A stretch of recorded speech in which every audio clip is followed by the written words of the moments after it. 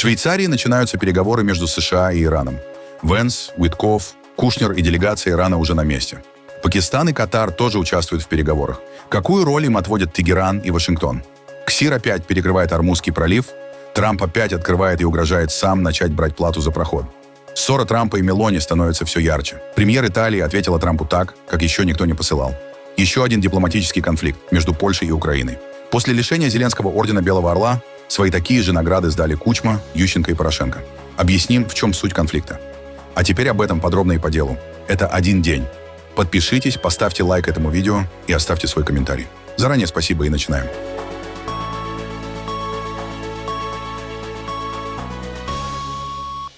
В Швейцарию прибыли переговорщики, от которых сейчас зависит судьба не только американо-иранского соглашения, но и судоходства через Ормузский пролив. Иранскую делегацию в Цюрихе возглавили спикер парламента Мохаммад Багир Галибаф и министр иностранных дел Аббас Аракчи. В составе также руководители силового блока, Центробанка и нефтяного сектора. Послушайте, мы подписали это соглашение не для того, чтобы оно осталось невыполненным. Оно было достигнуто после нескольких недель очень интенсивных переговоров, благодаря усилиям посредников, доброй воле Ирана и, что самое главное, при поддержке национальной силы и единства. Разумеется, мы не пожалеем никаких усилий для обеспечения его выполнения. Однако, как мы уже говорили, обязательство в обмен на обязательство. Если другая страна откажется выполнять свои обязательства, Исламская Республика Иран, в свою очередь, примет необходимые меры. Эта поездка фактически направлена на то, чтобы потребовать от другой стороны выполнения своих обязательств. Пункт 13 меморандума о взаимопонимании предельно ясен. Переговоры по окончательному соглашению должны начаться после того, как начнется выполнение обязательств, предусмотренных пунктами 1, 4, 5, 10 и 11, и когда их реализация будет продолжаться. К сожалению, мы не видим такой ситуации. Поэтому в ходе этой поездки и этих переговоров мы намерены добиваться выполнения обязательств другой стороной и выяснить, каким именно образом она собирается исполнять свои обязательства. Обязательства совершенно ясны. Пункт 1 меморандума является важнейшей частью взаимных обязательств сторон. Прекращение войны на всех фронтах, включая Ливан. Мы выполнили свои обязательства. Другая сторона была обязана заставить тех, кто находится под ее влиянием, а именно сионистский режим, прекратить огонь в Ливане. В этом вопросе мы увидели, что они не выполнили свои обязательства. И это представляет собой явное нарушение договоренностей о прекращении огня. Со стороны США в Европу вылетел вице-президент Джей Ди Венс. По его словам, главные темы – иранская ядерная программа и соблюдение режима прекращения огня в Ливане. Да, мы планируем начать переговоры, когда прибудут представители иранского правительства, а также правительств Катара и Пакистана. Это может произойти уже завтра, хотя такие вещи всегда немного меняются по ходу дела. Джаред и Стив уже несколько часов работают на месте, занимаясь техническими аспектами этих переговоров. Как вы знаете, одной из главных задач, которые поставил перед нами президент, было открытие пролива. Это уже произошло. Вчера через Ормузский пролив было вывезено 16 миллионов баррелей нефти. Это рекордный показатель даже по сравнению с периодом до начала конфликта. Вы уже видите, как идут суда. Вторая задача, которую поставил президент — решить вопрос с запасами обогащенного урана, чтобы сделать фактически невозможным восстановление иранской ядерной программы, даже в очень долгосрочной перспективе. Эта программа уничтожена. Но мы, конечно, стремимся лишить Иран как можно большего числа возможностей, которые могли бы позволить ему восстановить ее, если он не будет соблюдать условия этого соглашения. Это первая часть переговоров. Насколько я понимаю, из сегодняшнего разговора с Джаредом и Стивом все идет хорошо. Но, разумеется, мы будем все проверять. И именно здесь многие критики соглашения недооценивают ситуацию. Все козыри находятся в руках Соединенных Штатов. Проливы теперь открыты. Иранские вооруженные силы теперь разгромлены. Планируете ли вы в ближайшее время присоединиться к Джареду и Стиву? Да, я рассчитываю вылететь в течение ближайших нескольких дней. Но здесь всегда есть определенная сложность с координацией и дипломатическими протоколами. Скажу честно, я не слишком хорошо во всем этом разбираюсь. Я никогда особенно не интересовался дипломатическими протоколами. Мой подход такой: давайте просто приезжать на место и решать проблемы. Но они хотят соблюсти все тонкости. Катарцы и пакистанцы хотят убедиться, что все будет сделано правильно. Поэтому я стараюсь относиться к этому с уважением. Учитывая мою должность последние 1,5 года, теперь мне внезапно приходится заботиться о дипломатических протоколах. Именно ливанский вопрос сейчас становится главным препятствием для реализации соглашения, подписанного Трампом и Масудом Пезешкианом 17 июня. Документ предусматривает прекращение боевых действий на всех фронтах, включая Ливан, открытие Ормузского пролива, постепенное снятие блокады и начало переговоров по окончательному урегулированию. Мы рассчитываем начать технические переговоры с иранцами, пакистанцами и катарцами. Насколько мы понимаем, иранская делегация уже прибыла, а представители Катара и Пакистана на месте обсуждают технические вопросы. Впереди несколько дней работы, чтобы все было сделано правильно. Тем для обсуждения много, и мы намерены пройтись по каждой из них. Марко Рубио и вся команда активно занимаются ситуацией в Ливане. Несмотря на заголовки в СМИ, положение там постепенно улучшается, напряженность снижается. Нам придется постоянно контролировать этот процесс, чтобы и Израиль, и Ливан были в безопасности. В этом и состоит конечная цель — сделать безопасным весь регион. Главная проблема в том, что одна сторона открывает огонь, другая отвечает, и возникает замкнутый круг. Нужно остановить стрельбу достаточно надолго, чтобы перемирие закрепилось. Именно над этим мы работаем, и ситуация уже стала лучше. Главная задача сейчас — правильно выстроить переговорный процесс и сформировать его структуру. Политическое руководство будет работать на высшем уровне, а специалисты останутся на площадке переговоров. Я могу задержаться здесь лишь на день-два, но надеюсь, что нам удастся добиться прогресса по ядерному вопросу и по прекращению огня в Ливане. Это 2 ключевые темы, на которых сейчас сосредоточена наша команда. При этом иранская сторона также сможет вынести на обсуждение свои вопросы. Но переговоры начинаются на фоне резкого обострения. За несколько часов до встречи Центральный штаб Хатам Аль-Анбия и структуры Корпуса Стражей Исламской революции заявили о закрытии Ормузского пролива для судоходства. Центральный штаб Хатам Аль-Анбия заявил в своем сообщении: в связи с явным нарушением Соединенными Штатами своих обязательств и невыполнением 1-го пункта меморандума о взаимопонимании по прекращению войны, а также в ответ на продолжающиеся и систематические нарушения режима прекращения огня сионистским режимом на юге Ливана, жестокие убийства и изгнание сотен тысяч угнетенных жителей этой страны, а также с учетом отказа сионистских оккупационных сил вывести войска с территории Южного Ливана, штаб объявляет о закрытии Ормузского пролива для судоходства. В заявлении также говорится, что это первый шаг в ответ на нарушение противником своих обязательств. Если агрессия продолжится, будут разработаны и реализованы дополнительные меры, чтобы вынудить противника выполнить свои обязательства. Вашингтон эти заявления отверг. Пентагон сообщил, что пролив остается открытым, а американские силы продолжают контролировать ситуацию. Дональд Трамп заявил, что движение судов сохраняется, и никаких сборов за проход через Ормуз не будет ни во время 60-дневного перемирия, ни после него. В течение 60-дневного периода прекращения огня в Ормузском проливе не будет никаких пошлин. И после истечения этих 60 дней никаких пошлин также не будет, если только они не будут введены Соединенными Штатами Америки в случае, если сделка не будет завершена. В таком случае пошлины могут взиматься как плата за услуги, оказанные Соединенными Штатами в роли ангела-хранителя стран Ближнего Востока, в качестве компенсации прошлых, текущих и будущих расходов. Благодарю за внимание к этому вопросу президент Дональд Джей Трамп. Накануне переговоров в Тегеран прибыл министр внутренних дел Пакистана Махсин Накви. Он отдельно встретился с президентом Масудом Пезешкианом и главой МИД Аббасом Аракчи. Исламабад подтвердил, что продолжает выполнять роль посредника между Вашингтоном и Тегераном и участвует в подготовке технических консультаций. Заявление МИД Пакистана. В развитии подписания Исламабадского меморандума о взаимопонимании 21 июня 2026 года в Бюргенстоке, Швейцария, состоятся переговоры на техническом уровне. В обсуждениях примут участие представители Соединенных Штатов и Ирана, а также посредники от Пакистана и Катара. Пакистан продолжит содействовать этому процессу в своей роли посредника с целью продвижения договоренностей, достигнутых в рамках Исламабадского меморандума о взаимопонимании. Именно Пакистан наряду с Катаром в последние месяцы стал главным неформальным каналом связи между США и Ираном. После начала войны Исламабад поддерживал постоянные контакты с обеими сторонами, передавал предложения и участвовал в подготовке меморандума, который Дональд Трамп и Масуд Пезешкиан подписали 17 июня. Пакистан также поддерживает тесные отношения с Катаром, через который проходит значительная часть дипломатических контактов по иранскому направлению.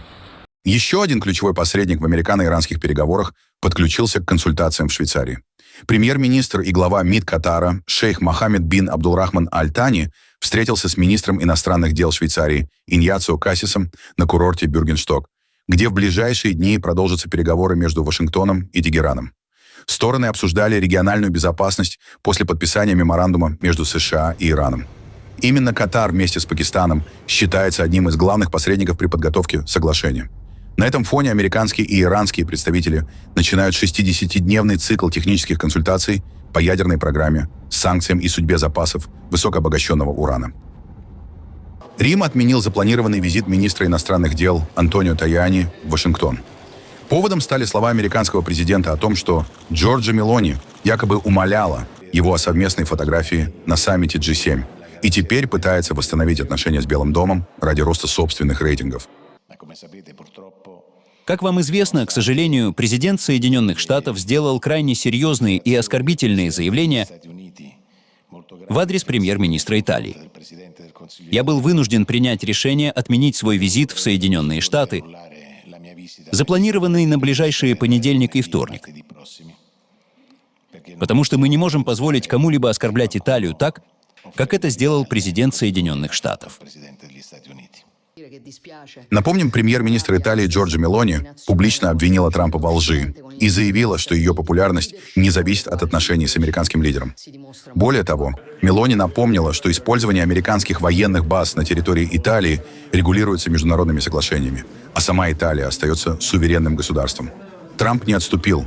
В субботней публикации в своей социальной сети Truth Social он вновь обвинил Рим в отказе предоставить базы для операций против Ирана, заявил, что США обеспечивают безопасность союзников по НАТО, а Мелони теперь пытается наладить отношения после американского успеха на Ближнем Востоке. А вот как ответила Джорджа Мелони, которая до начала войны США с Ираном считалась главным европейским переговорщиком с Трампом. Президент Трамп, эти постоянные ничем не спровоцированные атаки бессмысленны. Что касается моей популярности, то дружба с вами ей уж точно не помогла, и она никак не зависит от моих отношений с вами. Моя популярность зависит от моей способности защищать национальные интересы Италии, и именно это я всегда делала. Именно так я поступила и в вопросе американских военных баз в Италии. Их использование регулируется соглашениями, которые мы всегда соблюдали и которые не могут быть нарушены, пока я остаюсь премьер-министром. Италия остается суверенным государством. В любом случае, моя популярность не ваша забота. Я бы посоветовала вам сосредоточиться на своей. Конфликт стал самым серьезным кризисом между двумя крайне правыми лидерами с момента возвращения Трампа в Белый дом и грозит перерасти в полноценный дипломатический скандал между Вашингтоном и одним из ключевых союзников США в Европе. Скандал вокруг польского ордена Белого Орла превратился в полноценный кризис в отношениях Киева и Варшавы. После того, как президент Польши Кароль Навроцкий лишил этой награды Владимира Зеленского, украинские политики начали массово возвращать польские государственные награды. Первым орден отправил обратно сам Зеленский. Он опубликовал фотографии, на которых орден Белого Орла отправляют не по дипломатическим каналам, а через компанию «Нова Пошта», крупнейшего украинского частного почтового оператора. Это что-то вроде польской Инпост, американской UPS или FedEx и российской СДЭК. Через такие службы отправляют обычно посылки и товары из интернета, но не государственные награды. В польских соцсетях этот жест многие восприняли как подчеркнутый демарш в ответ на решение Кароля Навроцкого. Накануне господин президент Польши заявил, что орден Белого Орла – это необычная награда. Это символ высшего доверия Республики Польша. Он означает особую связь с польским государством и особую благодарность польского народа. Такой символ требует не только заслуг, но и уважения к ценностям, которые составляют фундамент нашего сообщества. Поэтому, если считается, что этот особый символ может оставаться у Екатерины II, Бенито Муссолини и Герхарда Шрёдера, то мы в Украине не будем с этим спорить. Украина благодарна польскому народу за поддержку и сотрудничество, которые играют значительную роль в борьбе за нашу и вашу независимость от России. Украина никогда не забывает солидарности и понимает, что сотрудничество между государствами и народами нашего региона является одной из ощутимых гарантий безопасности как для украинцев, так и для каждого соседнего государства. Украина продолжит защищаться в этой войне, которую развязала Россия, и мы обязательно добьемся достойного мира. Украина благодарна всем народам, государствам и лидерам, которые и впредь будут вместе с нами на пути защиты свободы, и которые будут вместе с Украиной гарантами послевоенного мира в Европе и новой реальной безопасности. Украина и дальше будет открыта ко всем содержательным форматам взаимодействия с Польшей, чтобы стараться не допускать разночтений в отношении сложных и болезненных страниц прошлого наших народов и обеспечить должное уважение всем невинным жертвам XX века. И украинцы делают все зависящее от нас, чтобы в этом столетии не допустить поражения Европы. Я горжусь нашими людьми и каждым украинским воином, миллионами украинцев и украинок, которые заслуживают безоговорочного уважения за героизм, проявленный украинским народом в защите от российской агрессии. Мы считали, что в 2023 году Орден Белого Орла был адресован именно украинскому народу и нашей армии. Именно так тогда говорилось. Сегодня я отправил орден господину президенту Польши. Думаю, будущее подтвердит уважение к украинцам. Затем о возвращении польских наград объявили министр иностранных дел Андрей Сибига, глава Офиса президента Украины Кирилл Буданов, заместитель главы Офиса президента Игорь Жовква и посол Украины в Польше Василий Боднар. Следом от Ордена Белого Орла отказались бывшие президенты Леонид Кучма, Виктор Ющенко и Петр Порошенко. Кучма напомнил о совместном с Александром Квасневским заявлении 2003 года «Прощаем и просим прощения», которое стало основой украинско-польского примирения при поддержке Папы Иоанна Павла II. Сегодня у меня нет другого выбора, чем отказаться от высокого польского ордена. Не для того Украина приняла бой от России, которая обосновывала свое вторжение историческими претензиями, чтобы сегодня другие страны диктовали нам нашу историю и определяли, кого нам уважать. Петр Порошенко заявил, что главным выгодоприобретателем конфликта может стать Москва. А пресс-секретарь третьего президента Украины Виктора Ющенко Ирина Ванникова напомнила, что главы украинского и польского государств договорились о закрытии вопроса и историческом примирении еще 17 лет назад. Третий президент Украины Виктор Ющенко принял решение отказаться от польского ордена Белого Орла в знак несогласия с попытками пересмотреть решение о награждении президента Украины Владимира Зеленского. Эта награда была вручена не только конкретному человеку. Прежде всего, она стала знаком уважения к украинскому народу, который платит чрезвычайно высокую цену за свою свободу, независимость и право жить в собственном государстве. Именно поэтому любые попытки пересмотреть это решение сегодня выходят далеко за рамки отношения к одному политику. Они неизбежно затрагивают миллионы украинцев, которые ежедневно защищают свою страну на фронте, работают ради победы в тылу и теряют самых близких в этой войне. Я хорошо помню слезы на глазах Виктора Ющенко и Леха Качинского в Гуте-Пеняцкой на Львовщине в 2009 году, где состоялось чествование польских жертв карательной операции времен Второй мировой войны. Это были искренние слезы покаяния, взаимного прощения и памяти о погибших. Тогда Ющенко и Качинский сознательно выбрали путь примирения. Несколькими годами ранее наши президенты вместе почтили память украинских жертв в селе Павлакома в Польше и подчеркивали необходимость украинско-польского взаимопонимания, несмотря на трагические страницы прошлого. Это был один из самых ярких примеров политики исторического примирения, которую вместе выстраивали Виктор Ющенко и Лех Качинский. Тогда украинцы и поляки вместе проходили через сложные и болезненные страницы нашей общей истории. Это были непростые разговоры, но они строились на взаимном уважении, честности и стремлении понять друг друга. Именно так рождалось настоящее примирение и уважение между украинцами и поляками.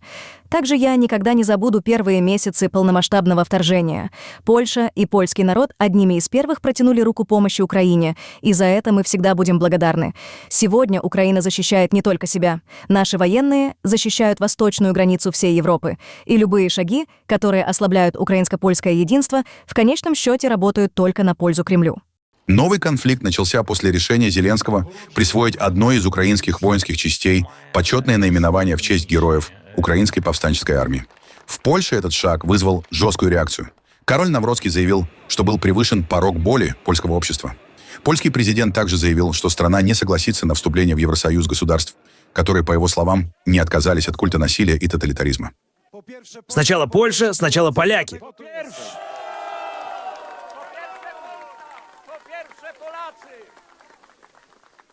И поэтому я здесь. Действительно, сегодняшняя атмосфера здесь, в Силезии, особенная. И благодарю вас за такой теплый прием в день важного праздника, о котором я хотел бы сказать несколько слов. Хотя вы прекрасно знаете эту историю, мои дорогие, потому что вы поляки отсюда. С Силезской земли вы силезцы и поляки, и знаете историю тех, кто сражался за Польшу и умирал за Польшу, чтобы Силезия была польской. Но я хотел бы начать немного шире. Надеюсь, вы мне это позволите. Президент Республики Польша, президент Польши, президент любого другого государства должен нести ответственность за то, что было, за то, что есть сегодня, и за то, что будет в будущем. Нет иного определения национального сообщества и иного определения нации, кроме того, что президент государства отвечает за прошлое, настоящее и будущее. Да, президент также существует для того, чтобы говорить голосом тех, кого уже нет и кто больше не может говорить сам.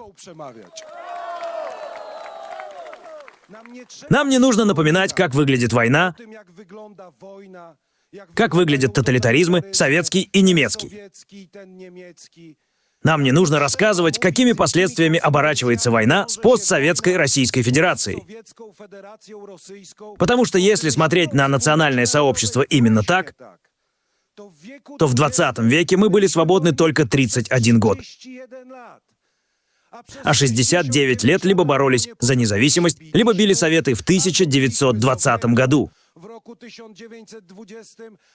Либо страдали как жертвы немецкого и советского тоталитаризма, либо боролись против советских колонизаторов после 1945 года и до 1989 года. И особенно тогда, когда нынешнее правительство, к сожалению, вынужден это констатировать, расходится с общественными ожиданиями, общественными потребностями и голосом народа. Президент должен быть голосом польского народа и громко, решительно говорить о том, что является нашей повседневностью и нашей заботой. Такова серьезность польского государства, и все мы, дорогие друзья, несем эту ответственность. Мы знаем, что такое война, знаем, что такое борьба за независимость, знаем, что такое постсоветская, а сегодня российская угроза. Но мы гордый польский народ, и у нас есть свой предел терпения в вопросах, которые касаются нас и наших союзников. И этот предел был превышен, поэтому я лишил президента Зеленского ордена Белого Орла. Свое заявление Навроцкий сделал в Силезии во время мероприятий, посвященных годовщине Силезских восстаний. Этот выбор места также вызвал дискуссии. Украинские комментаторы и часть польских историков напомнили, что именно Силезия после войны стала одним из основных регионов расселения украинцев и лемков, депортированных в ходе операции «Висла» 1947 года. Тогда коммунистические власти Польши переселили около 140 тысяч человек с юго-востока страны на бывшие немецкие территории, стремясь лишить УПА социальной базы поддержки. Реакция на заявление Навроцкого в Польше оказалась неоднозначной. Бывший премьер-министр Лешек Миллер поддержал решение Навроцкого и заявил, что если украинские политики возвращают награды, то могли бы вернуть и полученные от Польши танки, самолеты, МиГ-29 и другое вооружение. В то же время бывший президент Бронислав Комаровский возложил ответственность на обе стороны и предупредил, что спор об орденах лишь разрушает результаты многолетней работы по сближению двух государств. Премьер-министр Дональд Туск выступил с наиболее жестким предупреждением. По его словам, конфликт между Польшей и Украиной радует Владимира Путина и вызывает недоумение у союзников. Туск призвал Варшаву и Киев не превращать исторические споры в политическую войну, напомнив, что линия фронта сегодня проходит не между поляками и украинцами, а значительно восточнее. В польских социальных сетях доминируют две позиции. Консервативные пользователи поддерживают Навроцкого и требуют от Киева более четкой оценки роли УПА. Либеральная часть общества, а также многие комментаторы, связанные с кругами гражданской платформы Дональда Туска, предупреждают, что эскалация играет на руку Кремлю и подрывает стратегический союз, который складывался более 20 лет. От формулы примирения Кучмы и Квасневского до беспрецедентной поддержки Украины после начала полномасштабной войны. Корни конфликта уходят еще в межвоенный период. После раздела украинских земель между Польшей и СССР Варшава проводила политику ассимиляции, а в 1930 году власти Юзефа Пилсудского провели так называемую пацификацию украинских регионов. Масштабную карательную операцию с массовыми обысками, арестами, избиениями, закрытием украинских организаций и коллективными наказаниями сел. Эти действия способствовали росту поддержки радикальных националистов во главе со Степаном Бандерой. Во время Второй мировой войны противостояние происходило на территории, одновременно контролировавшейся нацистской Германией и СССР, где действовали немецкие оккупационные власти, советские партизаны, польская армия Краева и УПА. В результате на Волыни в 1943-1944 годах произошли массовые убийства польского и украинского гражданского населения.